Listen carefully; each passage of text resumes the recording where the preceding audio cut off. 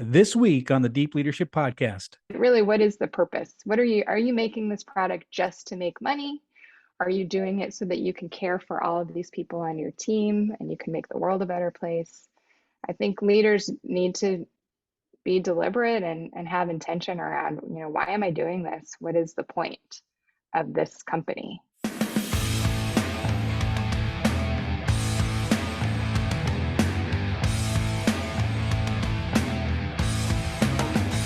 This episode is brought to you by the Salty Sailor Coffee Company, the official coffee of the Deep Leadership Podcast. Salty Sailor is a veteran-owned coffee brand on a mission to deliver premium, fresh roasted coffee while making a positive impact in the world. Their motto is drink coffee and do good, which reflects their commitment to making amazing coffee and actively supporting the military community. 10% of every order goes to the Navy Marine Corps Relief Society, an organization dedicated to helping sailors, Marines, and their families in times of need.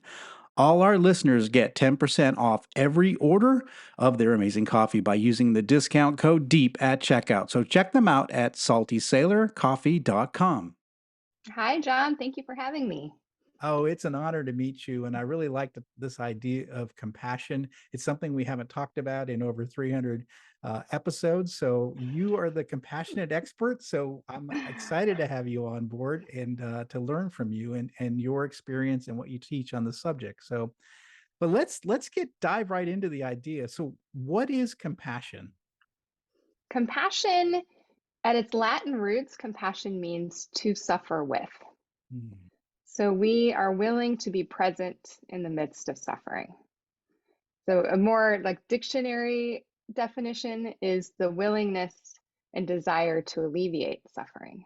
So we notice somebody who's struggling and we have the willingness to do something about it.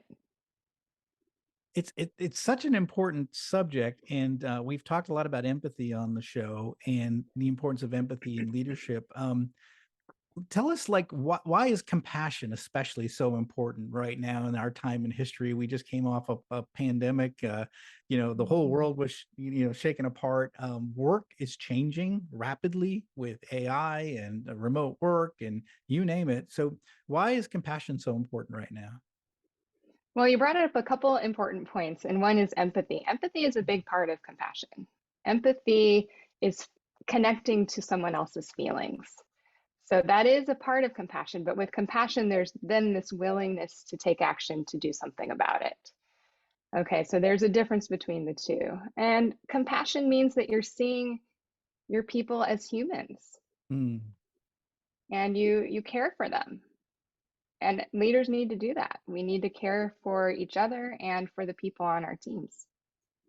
Yeah, especially now. Oh, sorry, go ahead. No, you said something that's really important. I think what you said is compassion is not just empathy, but it's empathy in action. In other words, you sense something's wrong, but you take action to do something about it. And again, going back to that definition of compassion, which was suffering with, or at least trying to alleviate, right? So you're saying that leaders have to have compassion. They have to have not only empathy, but the willingness to take the next steps. Yeah. Yes. Yeah. Exactly. So what does that look like in practice? Well, it depends. I think, again, noticing that the people that you work with are human beings, which is harder to do now that we're on Zoom so much, right? We maybe don't see people physically as often as we used to, but when you can recognize that they're humans and they're worried about something, they struggle with something, so giving people the benefit of the doubt. But I think what many leaders think, well, compassion will make me soft. How can I hold people accountable if I'm this compassionate leader? And you can still hold people accountable and treat them like human beings with kindness and encouragement as like a coach. Yeah, I definitely see that. And I do see the rewards that you get in a workplace that has that level, that sort of, I would say emotional intelligence, but also just the ability to recognize where employees have an issue and you're at least open and you're listening and you're not ignoring. Because I think, I worked 22 years in corporate and I saw a lot of just ignore the emotions, focus on getting the job done. And they were and some of these workplaces were not fun to work at, and they were The apathy was high. There was no Mm. motivation.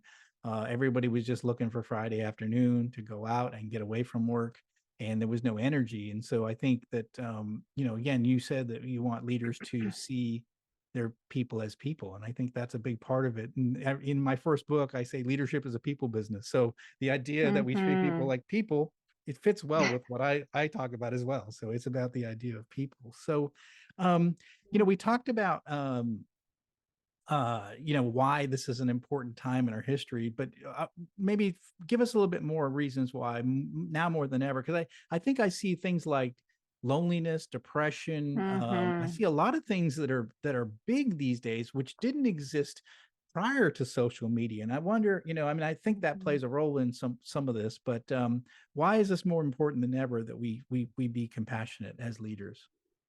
Well, if you see recent reports about the state of our workplaces, most employees are disengaged. Hmm. And we know that Gen Z is not going to put up with that. Yeah. They're not going to stick around and be loyal to you because you're giving them a paycheck. They're going to leave if they don't feel that you're treating them well. So if you want to, excuse me, if you want high employee retention rates, then you need to treat these, especially the younger generations, like human beings with respect and dignity, and they care about that. They want to be engaged in the workplace or they're going to leave. And it's harder, as I said, with we're working on Zoom so much. We have a very tricky political climate, to say the least. There is the loneliness, as you mentioned, loneliness, depression, anxiety rates keep increasing.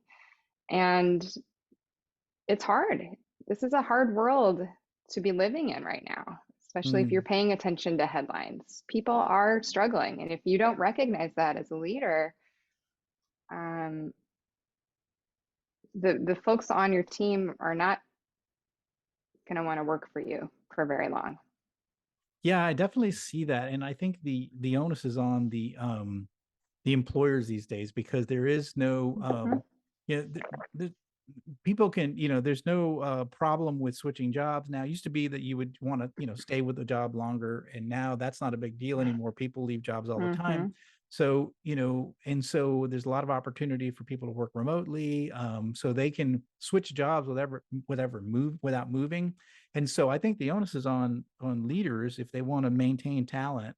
um, then they're going to have to be able to create a workplace where people want to go to work. And like you said, 70% of the workforce is disengaged. So, you're having turnover in your company right now because of the way you treat people. And it's everybody Mhm. listening to this call. And it's even me. And so why are Mhm. people leaving your company? And it's probably because they think they can get treated better somewhere else. And so that's a big part of what we do business today. So I love that you bring that up. I love that this is an important part of what you do. Um, Take us back and tell us how Compassion It got started in the beginning, because I think that's an interesting story. Thank you for asking, John. Many years ago, I was going through the most difficult time of my life. I was going through an unwanted divorce. My daughter was just a year old, and I had quit my job in the corporate world to be home with her. And it was 2008. I don't know if you remember that time, but there were no jobs. I was looking for a job. There were no jobs. Spent a lot of time on the couch watching daytime television, and I caught an Ellen episode that changed the trajectory of my life. She was interviewing Wayne Dyer, and he's an author and speaker who's passed away, but he was talking about compassion. And he said, compassion is the most important lesson to teach our children. Yeah, they should know math and they should know how to read. But if we taught them compassion, we would solve the social problems on the planet. Mm. There would be no more war, no more hunger. You name the issue, it's gone with compassion. And I had never really thought about how powerful compassion was until I heard him say that. And that very evening, the word compassionate in my mind turned into two words, compassion it. And I thought, oh, that's so cool. It's like just do it or Google it. that makes compassion a verb. And I immediately saw it as a bumper sticker, thinking this could be like the next coexist. And I sat on that idea. I went after the trademark and sat on it for a few years until it took me a few years to get my life back on track. And in the meantime, I compassioned it in my life. And I realized, wow, when I lead with compassion in my daily life, things go a lot more smoothly, whether it's dealing with a tricky client or a grumpy boss or my ex-husband. When I remembered compassion, things went a lot more smoothly. So I realized the power of this phrase, and I decided I needed to get it out there. So I handed out stickers, I started making t-shirts, and then these wristbands that you flip every time you do a compassionate act. One side is black and one side is white. And that turned into this global movement. Someone sent one to a YouTuber who had hundreds of thousands of teenage followers. And Oh, wow. so literally overnight in 2012, Compassion It became a global movement of compassion. And in the meantime, I got obsessed with compassion and found out that Stanford had the Center for Compassion and Altruism Research and Education. And they were looking for people to teach a course they had developed, an 8-week course on compassion. And I was in the very first cohort to go through a year-long program at Stanford back in 2012 to learn how to teach compassion for self and others. And so that's how it all started. And here we are 12 years later, and I'm still here doing this work. I love it. So we can credit Ellen for this We whole can, we sure can. It's really Yes. interesting. That's one of the things I like about podcasting is that, we have these discussions and there's so many people listen to it, and some one word or one phrase or one guest or one idea can spark a movement. And in this case, one interview sparked a movement, and I love hearing Yeah. stories of that. It's that ripple in the water that Mhm. just continues to go forth. And that's why we do these podcasts, and that's why we meet people like you, because we just don't know where that ripple's going to go. And Yeah. that's exciting to hear that, Mm. one show on TV changed the trajectory of your life and other many people's lives because of it. So that's a really interesting story, and I love that. That's why I wanted to touch on it real quick. Oh, thank you. Yeah. And so That's fun. leaders, if you're listening in, you can be that ripple. You can be that stone that hits the Mm-hmm. water, and you can change people's lives significantly in a positive way. So, and that's what we're trying to do on this show. That's what we're trying to do in our leadership journey. Mm-hmm. So let's talk about it. So, you say that leaders should lead with compassion. You say compassion is empathy plus action, right? So what Mm-hmm. happens if we do this? What happens if we as leaders say, you know what, starting tomorrow, I'm going to lead with compassion, right? What happens to our organization when we start doing that? The book that I published looks at compassionate systems, and it finds that workplaces, educational institutions, healthcare institutions, these places that prioritize compassion have much better outcomes. People are happier at work. They're connected to each other and to the work more. Um, the company is still successful. The organization still thrives and succeeds. And so I think some people think compassion comes at the expense of achievement or success. And that's not the case at all. Everyone feels better at a place that prioritizes compassion. I mean, it's really hard to argue against it. The book I wrote is called A Case for Compassion: What Happens When We Prioritize People on the Planet. And it's not a hard case to make. Yeah. When you look at these organizations that said, you know what, we're going to care about people on the planet um, more than anything else, that's our priority, they thrive. They thrive. And Yeah. it makes sense to me. And it It should make does. sense to everyone. Yeah, it makes sense for me. I mean, again, I write about leadership. I talk about it. I've been involved with organizations that do put people first, and I love that. But it's a hard case for some people because that's what I was going to ask you about. So if we focus on empathy, right, instead of our growth and our profit, right? So we focus on people and the planet instead of growth and profit. Um, that's a hard sell for some business leaders. So because we all have stakeholders, I have investors, I have Mm-hmm. suppliers, I have customers, right, that I have to take care of. if I'm focused on being compassionate to my employees, for example, and not focused on the business, I could struggle. But you say, so the question is like, how do we balance compassion and our business performance? Because I think what I Mhm. find is we have to do both as business leader. It's Right. there's an and in the middle of that. I got to take care of my people, but I also have to perform as a business too. Yeah, absolutely. There's no reason why you can't do both at the same time. I love, I think this is a Brene Brown quote, clear is kind. So having clear goals and expectations for your teams and employees and saying this is where we need to be, this is where we're going, but still treating them kindly in a human way. And saying if something is happening to get in the way of achieving that goal, what's going on here? Mm, Why aren't we performing? Asking, having curiosity around that. And again, treating them as humans. I don't know if you are familiar with Jeff Weiner, who I don't know if he's still the CEO at LinkedIn, but he was. And I saw a whole clip of him being interviewed by Oprah where he was talking about that firing people can sometimes be compassionate and often mm. is. If someone isn't in the right role and they're not performing, that's no good for them either.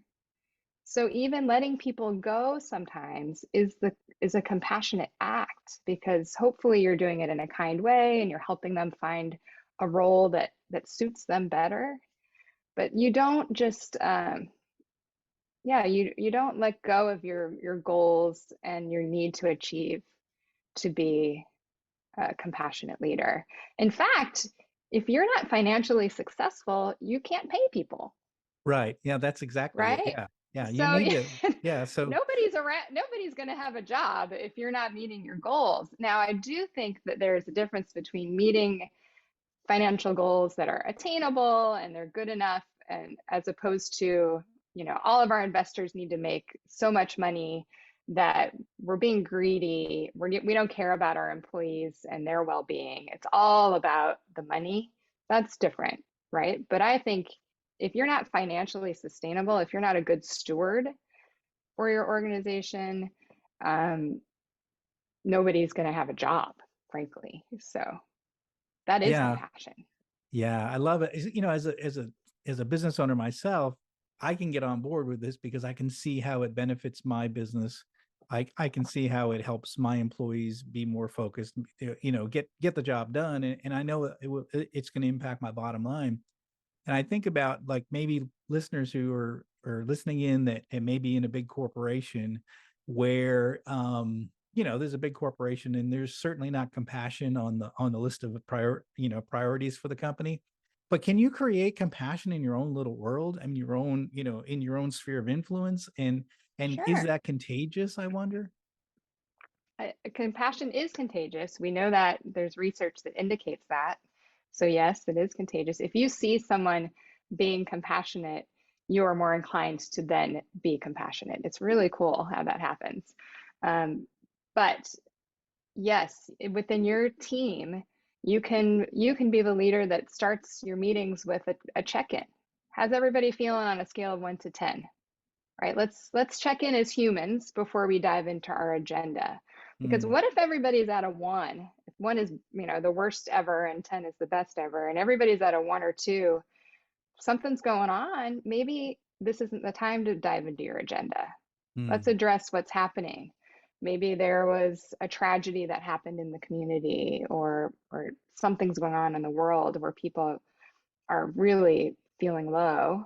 Then as a leader, you want to tease that out and find out, okay, what's going on? How can I help people feel better and connected? And then we can move on to our agenda later. But I think that's one very easy step to take as a leader is starting your team meetings with a check-in. How are we feeling right now? Yeah, that makes a lot of sense. I know in my company we do a stand-up meeting every morning, and it's my chance to look everybody in the eye. And that's exactly what it is like, how are people doing today? And I can sort of sense, Mm-hmm. who's not, not well. There, it's funny because I get to know my employees so well. I know who's not a morning person. So if I see them not looking so great, I'm like, okay, that's normal for that person. But that person is Uh-huh. normally chipper in the morning, and she's not. Something's wrong. And so it Yeah. gives me a chance to see. One of the things I was thinking as you were talking through this idea of empathy in action, I have met so many leaders, I'll call them managers, not leaders, with zero empathy. Like they literally don't have that button. It's not in their toolbox. And do you have any suggestions for those that might be listening in that either have that same problem or they know somebody that has a problem, they have very little empathy for others? Is there a way to even develop it or fix it or Mhm. start softening yourself to the idea of the concerns of others? Because I really saw that in my Yeah. corporate days. There was just zero empathy. Like, like, oh, I've got a doctor's appointment. It's like, well, you should have thought of that before you came to work here. Like, okay. Right. Right. So I'm just wondering if there's a way to Yeah, develop empathy if you don't have it in compassion. there absolutely is. The problem is you need somebody who has who wants to, Yeah. right? I can't tell you you need to develop empathy if that person doesn't have that desire. And oftentimes it needs to start with our own selves. So if they're not seeing the humanity of their own selves and pausing and saying, wow, what am I worried about? What am I struggling with? Where do I need support? If they don't do that for themselves, then it's really hard to recognize that other people need that too. Yeah. So self-compassion is actually a very big part of compassion. Setting boundaries and saying, hey, I can't work past this time because I have this thing to do, or whatever it is. I can't work this weekend because I'm going to my kid's game. Mm. Um, as a leader, setting boundaries and recognizing your own um, humanity, that can help you see others in the same way. Yeah, I like that. I like that. I was wondering too, as I was thinking about what you were talking about too, is there a generational issue here in that because I'm a Gen X, right? And Gen X, we were free range kids, right? We just sort of did we just nobody cared about us. We grew up outdoors. And so Yeah. we were taught to work for one company, and they're going to treat you like crap and you're going to do whatever it takes because you want us to keep this job and get the gold watch at retirement. And now you have Gen Z who's switching jobs every 2 years, and they're saying, if you don't treat me well, I'm going to leave. I think there's a gap there. I think I don't Hmm. know what you're thinking or what you've seen throughout your training, but I think there possibly could be a generational gap. Like I think work is Absolutely. working, right? Because I'm a Gen X, leader, and I've got Gen Z employees Yeah. who are saying I need a mental health break, and you're like, I Hmm. never got a mental health break throughout my 30 years. So do you think there's a generational issue there? Oh, absolutely. Absolutely. You hit the nail on the head there. And Yeah, so as I'm also a Gen Xer, and we just have to recognize, I think there's a lot of wisdom in this younger generation, yeah, yeah, right? How wonderful to say, you know what, I work most of my life, almost every day is spent at work. I want to do something that fuels me and doesn't deplete me. I don't care so much about making all this money because I know that money doesn't give me fulfillment and true and connection. And that's what we know matters. So I think, Gen Xers need to pause and take a minute and recognize this is a new generation and they have some wisdom here. exactly. I would say this for my Gen Xers who are listening out there is like, you got to thank a Gen Z because they're actually talking about themselves and taking care of themselves. We never did. Yes. We just We said didn't. burn, do whatever it takes to take care of your family, to earn money, and even if you get treated like crap, you keep persevering. So hey, thank the Gen Zs for saying, hey, you know what? That's probably not the right way to live, and so And they these brought it kids up. have, Yeah. yeah, they've So, seen us do that and they don't want that yeah. in their Yeah. lives, right? Yeah. They're saying, I saw what dad did. I saw what mom did. That's not the kind of life I want. Yeah, So yeah, I think we need to appreciate them. Again, we can still hold them accountable, right, but right. we can do it in a human way.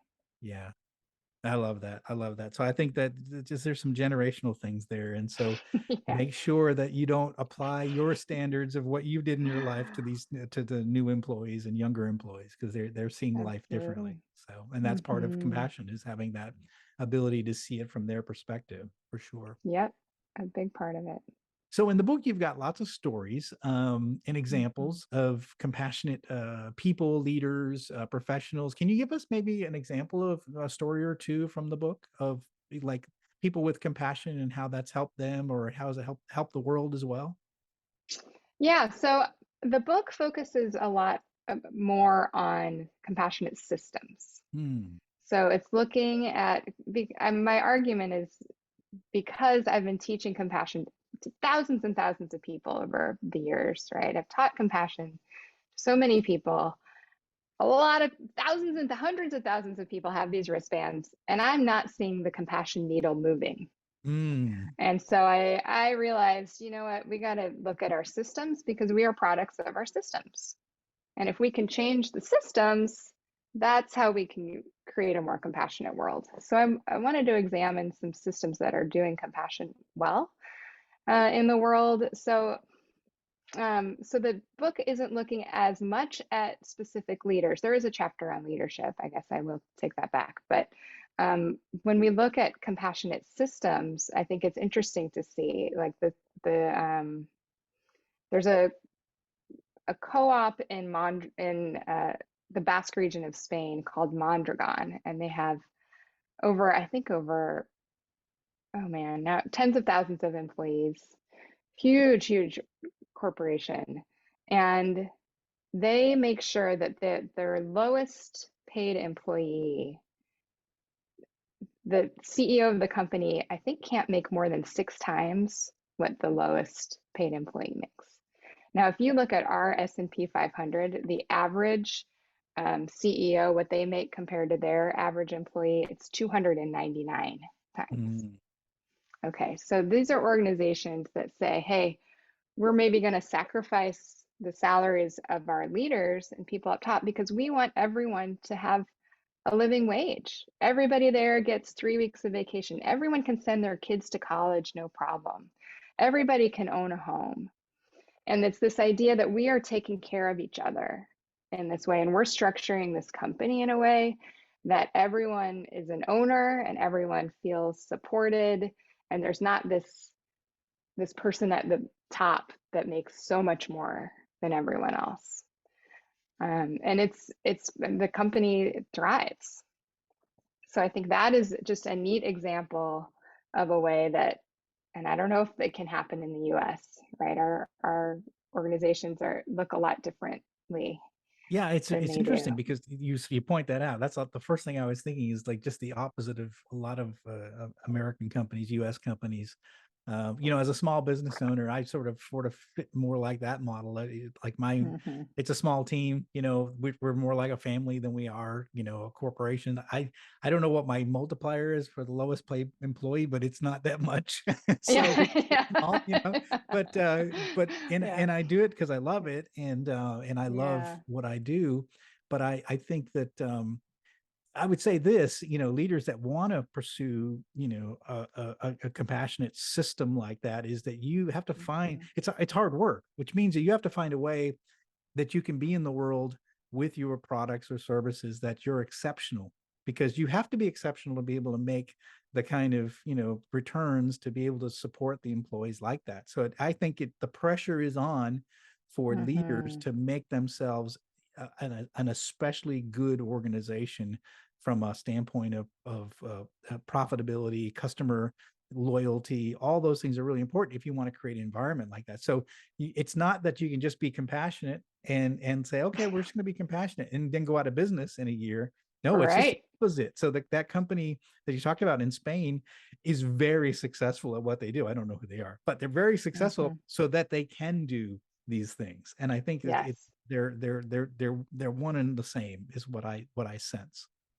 Yeah, same with Patagonia. I talk about Patagonia in the book as well, right? Everybody loves that brand.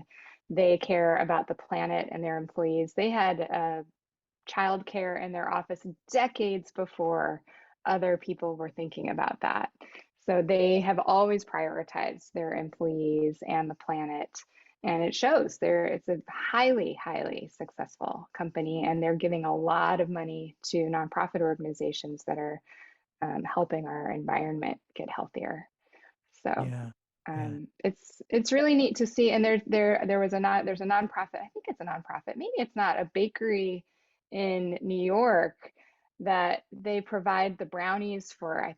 I don't remember. Maybe it's Southwest Airlines. I don't remember what airlines, but they have huge accounts. They bring in a lot of revenue. And it was a Buddhist monk that started this bakery Mm, just to be able to hire people.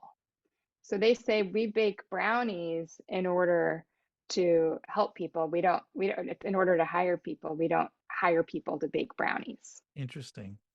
Yeah, so the whole idea, and they bring it, they are a really unique company that hires formerly incarcerated people or folks who really wouldn't normally get a chance to have a good job like this, and they pay them well and help them um, thrive.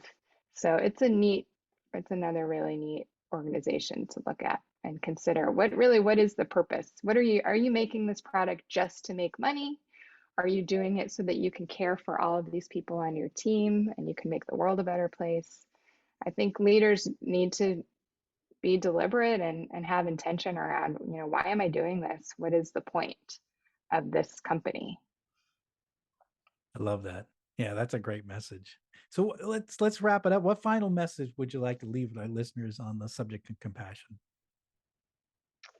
Gosh, this feels like a lot of pressure, John, Of course, I but do I it. do. I do it to everyone. So I'm not signaling I you know. out. I do think it's as simple as seeing all humans as humans, taking the time to do that. I love it. It's such a simple and powerful message. And again, if you've read my books, I say leadership is a people business. Listeners, leadership is about people, and understanding people means having empathy and compassion towards your employees and seeing them as people, not as head count. I hate that expression. How many head count do we have? It's like, no, we have this many people, not head count.